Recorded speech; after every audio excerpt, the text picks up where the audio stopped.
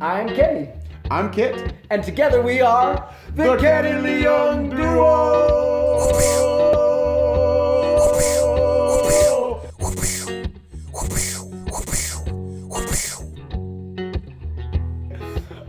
So thank you very much for joining us today while we do the commentary for our original song, Never Too Late. And learn that it's never Too Late, one of Kenny's songs that we recorded not too long ago. Yeah, and of course we want to thank all of our Patreon subscribers for helping us concentrate on creating more original material. dun, dun, dun, dun. As you can see from this first video that we recorded, the quality and how we go about actually shooting some of the videos has progressed a lot. And yeah, that's part of the reason why we're doing the commentary video for Never Too Late.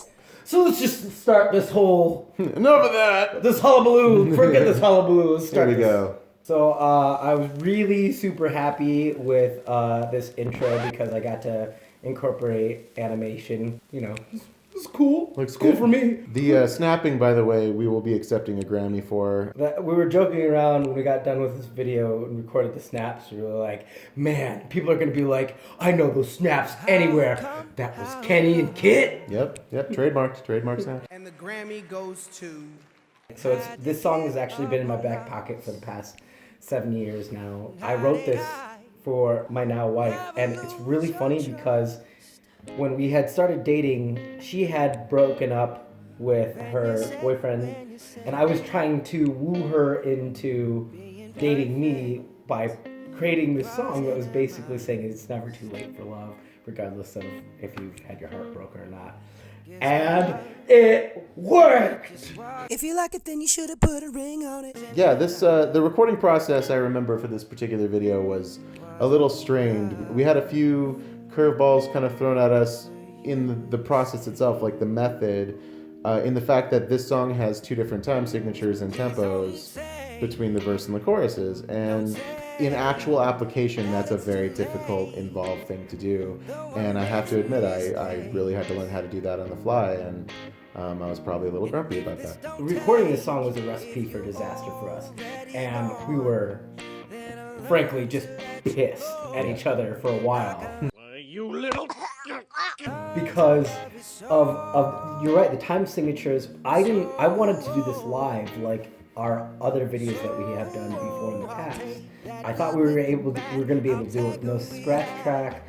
That was definitely not the case. So yeah, having to set up two different BPMs, we had gone back and forth with just like screwing things up, like this isn't right. Plus, one of the effects that he was using for the Les Paul, it was this delay effect that when you hear it back, it sounds off because of that click track that we were playing to. And I was like, oh, you got to do that take again. And Kids was like, no, I thought that was perfect. I took a little bit of exception to my amazing take. I guess I forgot that you never ever make a mistake!